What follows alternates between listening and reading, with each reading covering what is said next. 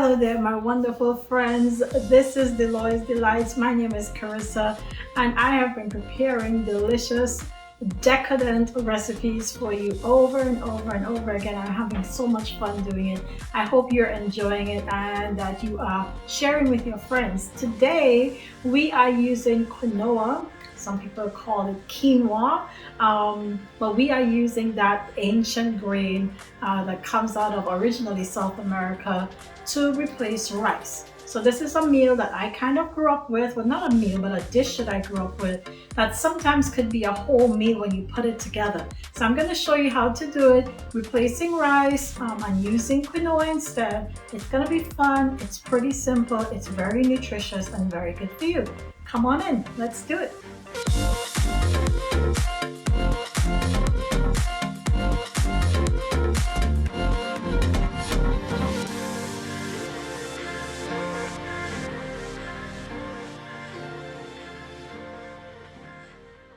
So just like I shared, today we are doing quinoa with pigeon peas. This is what I grew up calling it, pigeon peas. Some people call it gandules. Gunga peas, I think is what our Jamaican friends call it. Gandules would be the Spanish name. Many different names for this, but I grew up eating this with white rice, or in my parents' house a lot of times brown rice, okay? So today I'm gonna be making this. This is frozen, I defrosted it, right? Because we don't get the fresh version of this where I live, but I'm gonna be making it with some quinoa instead of regular rice, okay? So this is a recipe that I really enjoy. In my pot, I have already got some wonderful coconut oil happening in the pot. It's already releasing a nice aroma, and I'm gonna be adding fresh chopped garlic, some pieces of whole peppers, and of course a few cloves, because those cloves are going to bring out a really unique flavor in my pigeon peas. Here we go.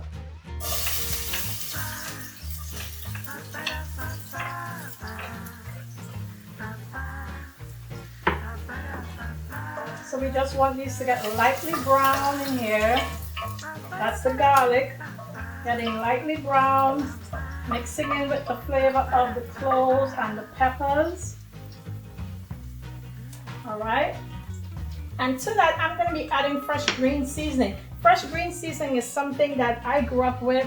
It's a part of my culture. It's the norm. I just made some because I needed a fresh set in my refrigerator anyway.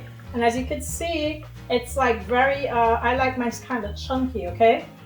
All right, so I'm going to be using about a quarter cup in here, okay? So this has like all my different fresh herbs in it, a little piece of onion, a little piece of garlic, a little piece of fresh pepper, but definitely lots and lots of green herbs in there. I'll show you to make it one day.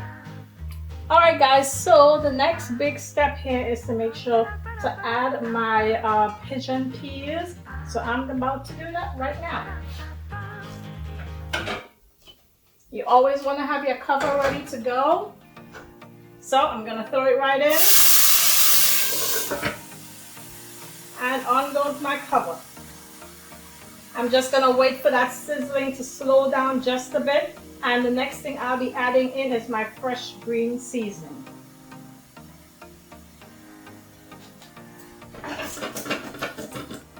I like to move it around just to make sure nothing's sticking to the bottom.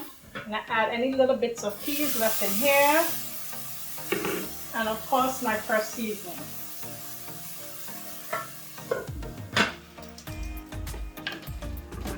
Okay guys, so where I come from, this process is called bursting the peas, okay? I'm gonna wait for that sizzling to slow all the way down, and then I'm gonna add some hot water to it, hot boiling water, okay? All right guys, my sizzling is slowing down, so I'm gonna go ahead and add my hot water to it.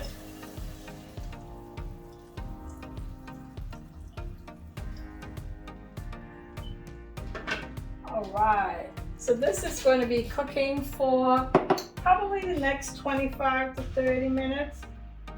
Sometimes a little bit less, it depends on if you're using frozen or fresh peas. All right, but this peas, like I said, they usually pick them frozen. They're pretty good to use. I use the Goya brand here in the United States, and it is already it's already cleaned for you and just packed in a frozen pack, and I just add that, you know, wash it and add it straight to my pot. Okay, so while that's cooking, I just want to tell you a little bit about what's in my green seasoning. My green seasoning is a combination of our green herb seasonings. So I have different kinds of thyme in there. I have a little bit of mint in there. I also have just a bit of basil in there. I have green onions in there. What's also called scallion, what's also called green side. And then of course I have a little piece of onion and some garlic, a little bit of hot pepper.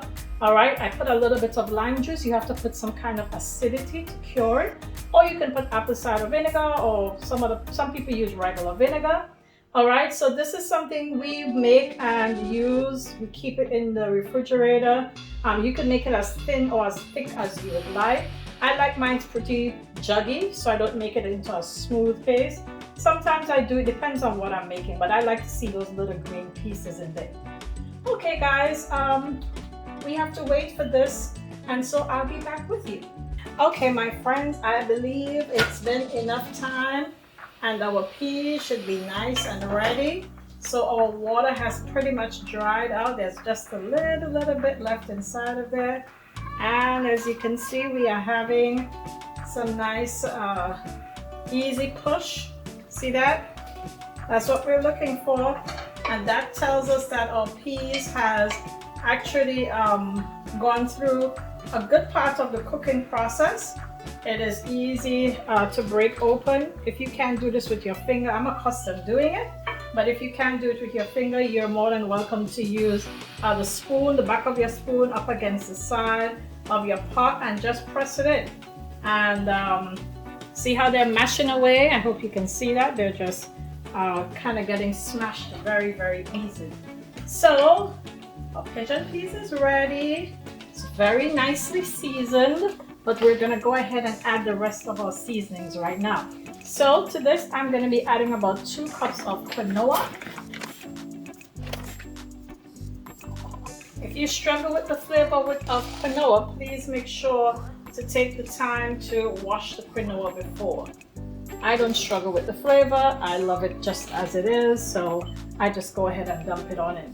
All right guys, we're gonna go ahead and stir that in, and we're gonna add all of our veggies. All right, so like I said, this is the way I make it where I'm from.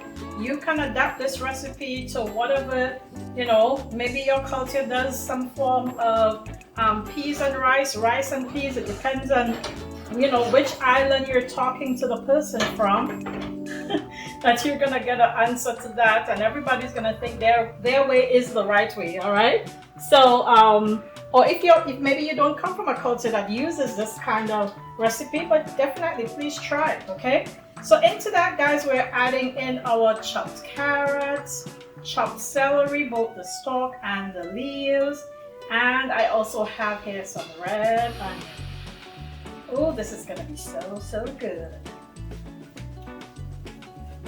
My heat is all the way down on low because remember my water was almost dried out.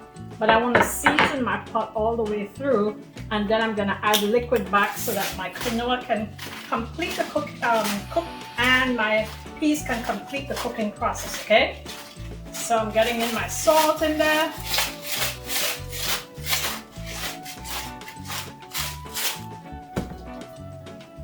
Let's go ahead and stir it all the way in. That's getting nice and pretty full.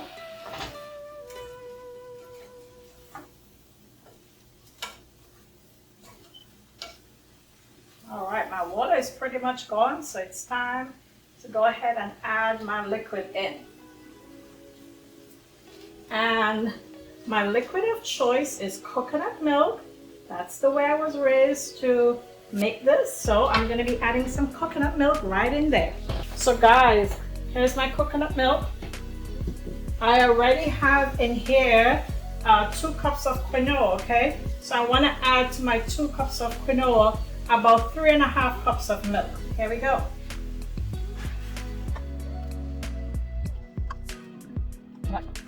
I have just about the right amount already measured out in there. So to this, I'm gonna give just a gentle stir.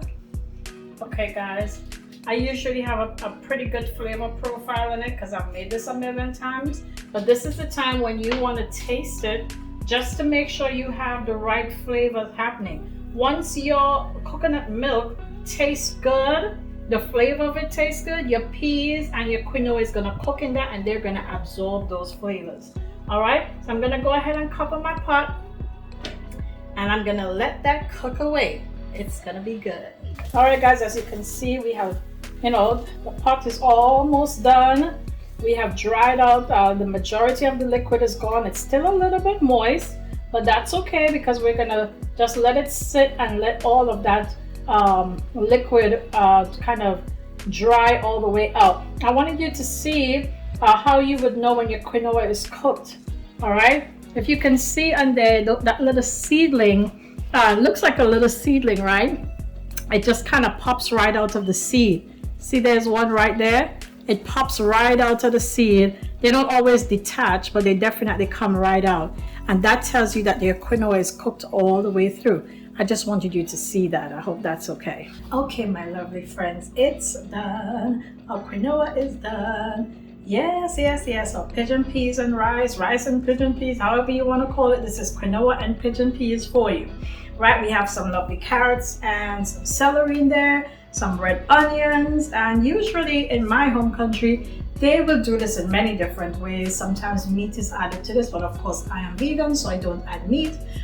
If you have a vegetarian meat, if you're vegetarian or you are vegan, but you're not gluten-free, like I am mostly gluten-free, so I just don't add any meat to it at all. I just want it just simple with my veggies in it and I'm good to go. And of course, if you're blending together here a seed and a pea, so you have a wonderful protein source coming through. And I've just sided it with some fresh, nice tomatoes, a little tomato freshness happening on the side, dressed it up a little bit. Okay, so I'm about to taste it with you.